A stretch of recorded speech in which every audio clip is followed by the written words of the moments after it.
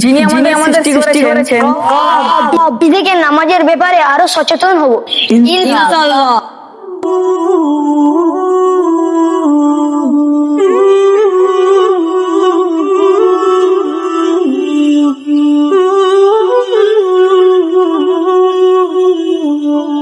শরাফুদ্দিন ভাই, আজকে একটা প্রশ্ন করি, পৃথিবীর সবচেয়ে আপন কে?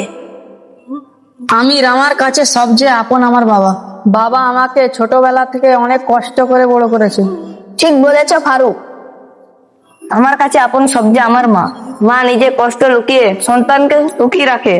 সামিউল্লাহ, আমার কাছে সবচেয়ে আপন আমার ভাই। বিপদে সবার আগে ভাই পাশে দাঁড়ায়। আমার কাছে আপন সবচেয়ে আমার ভাই। বোন ভালোবাসা আলাদা।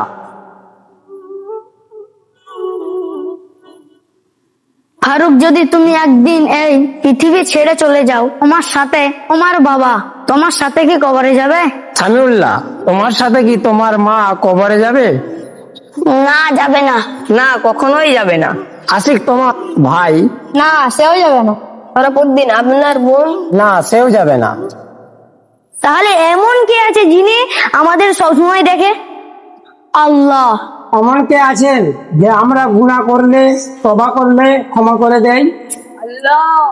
শরাফুদ্দিন ভাই, এমন কে আছে বিপদে পড়লে উদ্ধার করে? আল্লাহ। এমন কে আছেন যার রহমতের আশায় জান্নাতে যায়? তিনি একজন আল্লাহ রাব্বুল আলামিন। চাচা, আজ বুঝলাম পৃথিবীর সম্পর্ক একদিন শেষ হয়ে যাবে। হ্যাঁ বাবা, কিন্তু আল্লাহর সাথে সম্পর্ক কখনো নষ্ট করা যাবে না। আমরা মানুষকে খুশি করতে ব্যস্ত থাকি, অথচ আল্লাহকে ভুলে যাই। আজ থেকে নামাজের ব্যাপারে আরো সচেতন হব ইনশাআল্লাহ।